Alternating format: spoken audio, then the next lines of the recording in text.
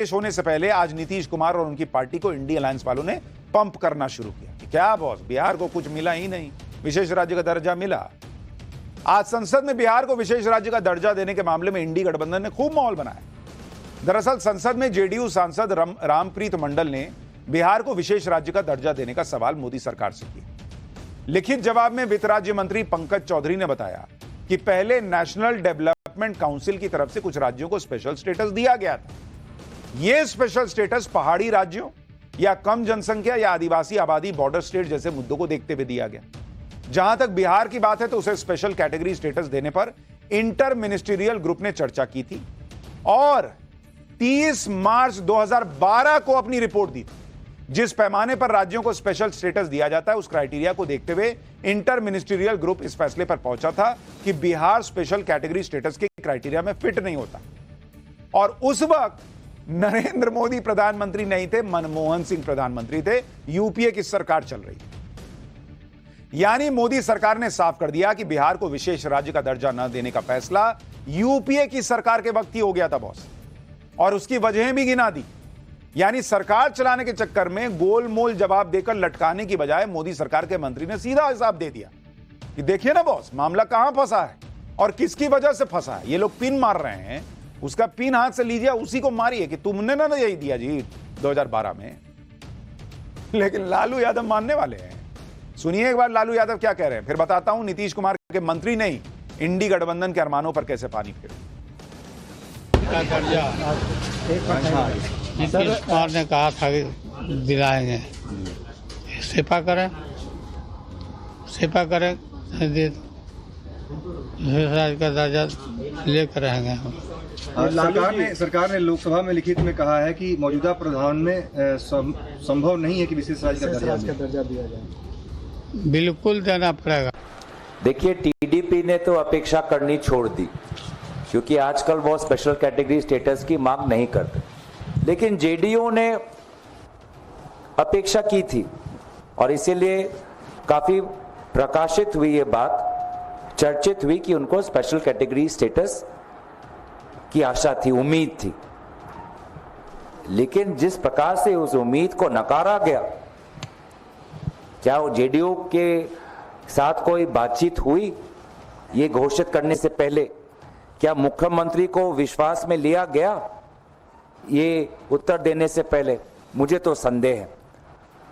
तो इसीलिए मैंने पहले भी कहा कि शायद प्रधानमंत्री मोदी जी अपना 5 साल नहीं खत्म कर पाए। इंडी अलायंस की हालत, वो जो टीवी सीरियल नहीं आता 150-200 एपिसोड चलने वाला, जिसमें कोई ना एक जो है वो पिन मारता रहता है कि देखो क्या कर दिए तुम्हारे साथ। ये लोग उसी मोड में, खुद नहीं बता रहे हैं कि 2012 में हम ही तो कहे थे कि बिहार को नहीं मिल सकता है स्पेशल स्टेटस, लेकिन अब कह रहे देखो मोदी जी नहीं दिए। अच्छा, खुद मान रहे हैं कि टीडीपी वाले तो कुछ नहीं बोल रहे, यानी टीडीपी सेट है। तो जब टीडीपी सेट है तो जेडीयू कैसे सरकार गिरा देगी? और हमने आपको पाठशाला में पहले ही कहा था कि नरेंद्र मोदी को एक समय में टीडीपी या जेडीयू दोनों में से किसी एक को ही सेट रखना है।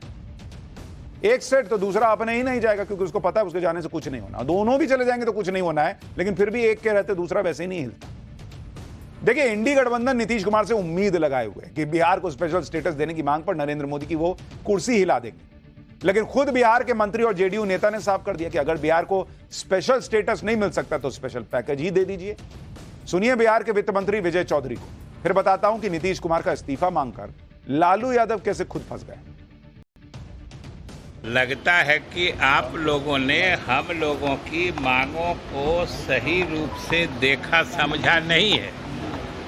हम लोगों की मांग में ही निहित है कि हम लोग चाहते हैं विशेष राज्य का दर्जा मिले, और विशेष राज्य का दर्जा मिलने में दिक्कत है तो हम लोगों को विशेष पैकेज मिले, और उसके मांगने का औचित्य है कि हम लोगों ने अपने सीमित संसाधनों के बल पर इस देश के अन्य प्रदेशों से अधिक तेज गति से तरक्की की है। बिहार को विशेष राज्य का दर्जा देने के मुद्दे पर केंद्रीय मंत्री गिरिराज सिंह ने लालू यादव को लपेट दिया। गिरिराज सिंह ने कहा कि जब बिहार को विशेष राज्य का दर्जा देने से इनकार किया गया था तब केंद्र में यूपीए की सरकार थी और लालू यादव उस सरकार में किंग मेकर थे। तब वो क्या कर रहे? गिरिराज सिंह को सुनिए, फिर बताता हूं नरेंद्र मोदी के खिलाफ कैसे इंडी गठबंधन बिखरा बिखरा दिखने लगा है। जब आप कांग्रेस के गोद में खेल रहे थे, जब आप किंग मेकर बने हुए थे, जब उस समय विशेष राज दर्जा का कानून था, तब तो आपने दिया नहीं, दिलवाया नहीं, बिहार के लोगों के साथ मजाक उड़ाया। अब जब नहीं आप किसी लायक हैं, तब आप अंग्रेजी पढ़ रहे हैं। यानी बिहार के मामले में भी इंडिया अलायंस झूठे नैरेटिव को ही बेच रहा है और ये एकदम क्लियर दिख रहा है। लेकिन चूंकि लोकसभा इलेक्शन में झूठ और भ्रम की राजनीति का चस्का लग चुका है, तो ये इतनी जल्दी थोड़ी छूटेगा। हालांकि सच ये है कि जो इंडिया अलायंस मोदी के साथियों को तोड़ने में लगा है, उसके खुद के साथी साथ नहीं दिख रहे हैं भाई। कल कोलकाता में टीएमसी की एक रैली हुई, इसमें इंडी गठबंधन के बड़े नेताओं में से सिर्फ अखिलेश यादव मंच पर दिखे।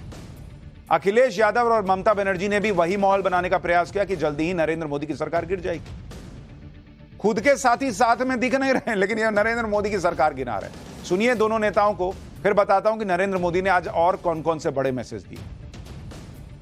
ये जो सत्ता में कुछ दिन के लिए आए हैं, ये कुछ दिन के मेहमान हैं। मैंने लोकसभा में भी कहा और आज भी कहता हूं, जो दिल्ली में सरकार में बैठे लोग हैं, वो सरकार चलने वाली नहीं है, वो सरकार गिरने वाली है। और हम और आप लोग देखेंगे एक दिन कि यही सरकार गिरेगी और हमारे आपके लिए खुशियों के दिन भी आएंगे। कि यूपी में जो खेल आपने दिखाया, अभी तो बीजेपी को रिजाइन करना चाहिए था, लेकिन उसको शर्म कम होता है। आपको थोड़ा से दिन इंतजार करने पड़ेगा। वो स्टेबल गवर्नमेंट नहीं है, कोई भी दिन हो जा सकता है। जैसे कभी धूप आता है, बारिश होता है, उसका बाद ऐसे बहुत दिन हो गया। Enough is enough.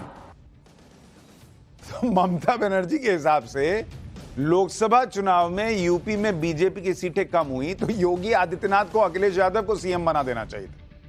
लोकसभा के लिए वोट पड़ा है और सीएम की कुर्सी अखिलेश यादव को छोड़ देनी चाहिए। तो पिछली बार तो बंगाल में टीएमसी की सीटें घट गई थी, बीजेपी ने 18 जीती थी, तो ममता बनर्जी ने इस्तीफा दिया था क्या? जिस इंडी गठबंधन के भरोसे ममता बनर्जी और अखिलेश यादव मोदी सरकार के गिरने का दावा कर रहे हैं, वो इंडी गठबंधन तो खुद ममता बनर्जी की रैली से गायब। दूसरी बात, आप इंडी गठबंधन की एकजुटता का हाल देखिए। यूपी में 10 सीटों पर उपचुनाव है, वहां समाजवादी पार्टी और कांग्रेस के बीच ही टकराव की खबरें आ रही। जो अखिलेश यादव बीजेपी में फूट डालने के लिए मॉनसून ऑफर लेकर निकल रहे थे, उन्हें अब कांग्रेस का नया ऑफर बेचैन करने वाला है। सूत्रों के हवाले से खबर है कि यूपी में उपचुनाव को लेकर कांग्रेस ने समाजवादी पार्टी की परेशानी बढ़ा दी है।